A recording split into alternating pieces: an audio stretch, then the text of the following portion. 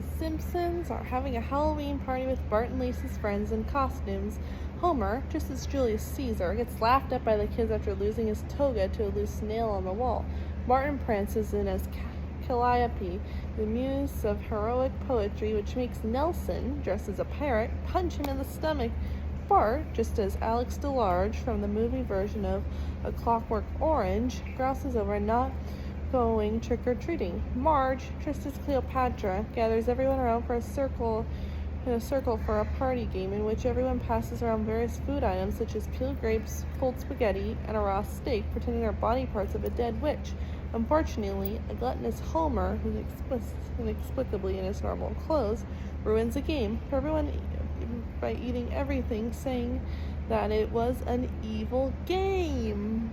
Not sure what to do, Marge asks if anyone has a scary story to tell, and Lisa, dressed as a Statue of Liberty, says that she has the story of a boy and his doll, which Homer doesn't think is scary, from hell, which scares Homer enough to want to go to the store. It's Bart's birthday. After Grandpa gives Bart money from the government, I didn't earn it. I don't need it.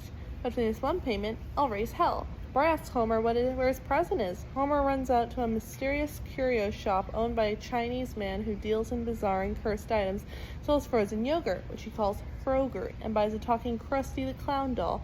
It comes with a free Frogurt that's also cursed, but comes with free toppings that have potassium benzoate in it, which is bad. Homer comes home, slamming the door in Milhouse's face as he's playing pin the tail on the donkey, and gives Bart the talking Krusty doll. Even though the Krusty doll says he loves Bart, Grandpa declares that the doll is evil, which according to Marge, he said about all the presents and admitted that he only did that to get attention. While Homer is watching a news report about Springfield's air now only being dangerous to children and the elderly, which doesn't concern Homer, despite that he has children and his elderly father is still alive, the Krusty doll suddenly appears next to him. Homer pulls the string, and the Krusty doll declares that he doesn't like Homer and is going to kill him. Homer dismisses the threat until Krusty pulls a knife on him. Marge and the kids come to see what's the matter. Homer tries to tell them that the Krusty doll tried to kill him, but they don't believe him. With Bart wondering if Homer is losing his sanity to mental pressure that he might not have in the first place. Homer begs the family not to leave him alone with the doll, but the Krusty doll cackles evilly, briefly stopping because his pull string needs to be pulled again, and begins his campaign of trying to kill Homer. While having a bath, the Krusty doll attacks Homer with a harpoon. Homer runs screaming through the house, passing by Marge as she and her sisters, Patty and Selma, have lunch. The gruesome twosome are so disgusted they stop eating, and Patty declares that she lost the last lingering thread of her heterosexuality after seeing Homer naked. Homer finds the Krusty doll hitting on Lisa's Malibu Stacy doll. "Hey baby, get comfortable, relax, it's a little hot for that cheerleader outfit, don't you think?" and tosses him in a sack full of dirty socks, which then gets chained up in a suitcase. Homer drives out to the local bottomless pit and chucks the suitcase into it at the same time. A mafioso is disposing of a man named Vito, and another man he's getting rid of a box of Whoopi Goldberg's nude photos until the pit returns the box. Homer returns home, relieved, not knowing that the Krusty doll somehow found his way out of the pit and is chained to the underside of Homer's car before Homer can get inside. The Krusty doll attacks Homer from behind, covering his eyes as Homer runs screaming into the house. As the Krusty doll tries to drown Homer in Santa's little helper's water bowl, Marge calls the customer service hotline for the Krusty doll, 1-900-DON'T-SUE, and reports that the doll is trying to kill her husband.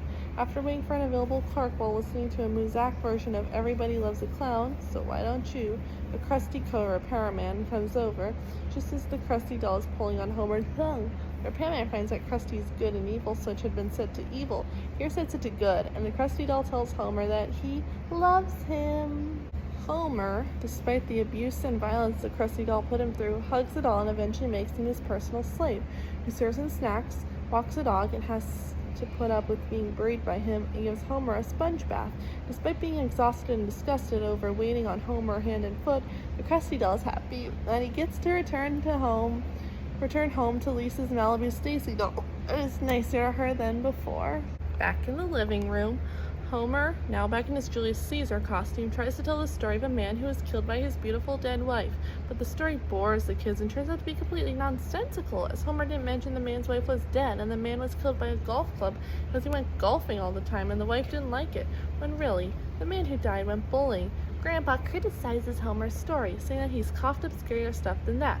Bart suggests that Grandpa tells the story since he has lived an interesting life.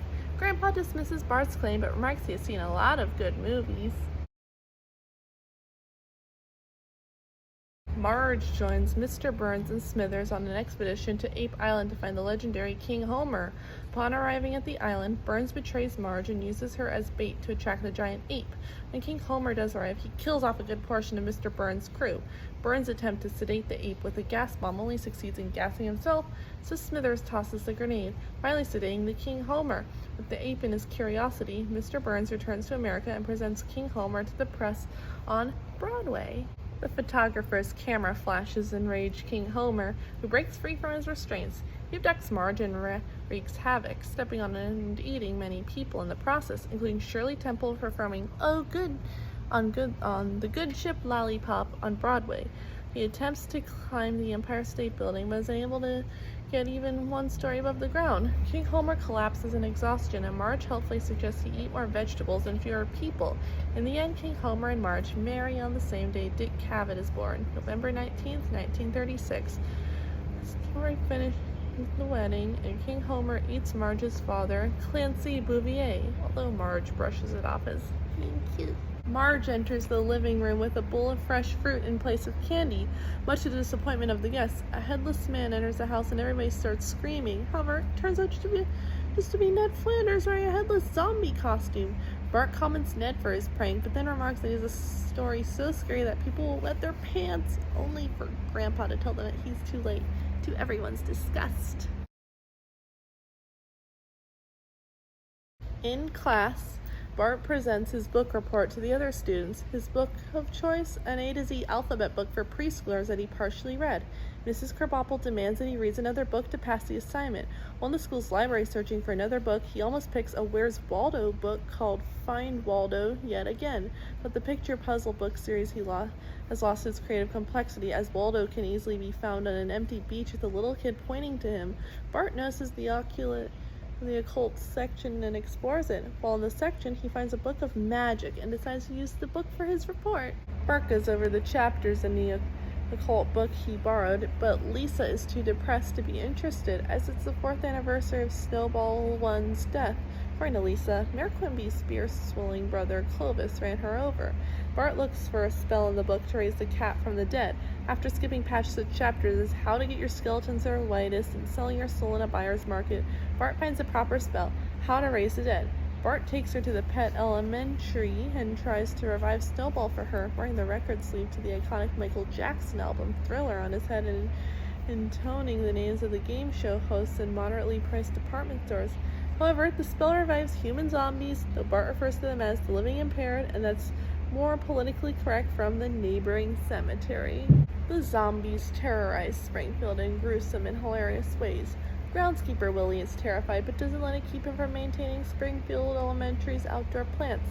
Ned Flanders welcomes them into his home until he recognizes one of them as a woman who died named Sue Dokes. Bart and Lisa tell Homer about it, but Homer doesn't care because his car wasn't wrecked. A zombified Principal Skinner calls Martin Prince to the office to eat his big juicy chess club brain, and Martin, being the obedient student, fearfully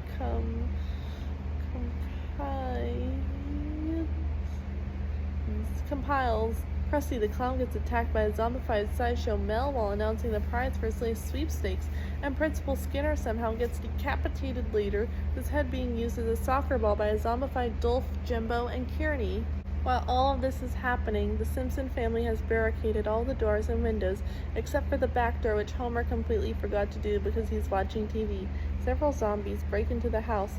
Homer tries to sacrifice himself to give the others time to escape, but the zombies ignore him when they pluck his head for signs of brain and find nothing. Lisa realizes that the school library must have a book that can break the spell and send the zombies back to their graves. Family runs to the car under the protection of Homer's shotgun. The Simpsons arrive at Springfield Elementary and burst through the doors. Homer gunning down the zombies of Springfield residents, including Ned Flanders, whom he didn't know was a zombie, and such famous historical faces as George Washington, Albert Einstein, and William Shakespeare. Bart and Lisa successfully make it to the occult section of the Springfield Elementary Library. Bart finds another book of magic and casts a spell made up of the last names of TV detectives, accidentally turns Lisa into a snail, which Lisa never notices as Bart lies and says that his scared reaction is just him realizing that Lisa is becoming a beautiful young woman. Bart finds the current spell, made up of the brand names of condoms, and casts it upon the town, returning the zombies who were dead before the spell to their graves, also curing all those who were turned into zombies. The rest, according to Mayor Quimby, are rotting corpses littering the streets. The Simpsons are on the couch, relieved they were never turned into mindless zombies, at least not by the use of dark magic, as the mindless slapstick on the television is enough for them to act that way.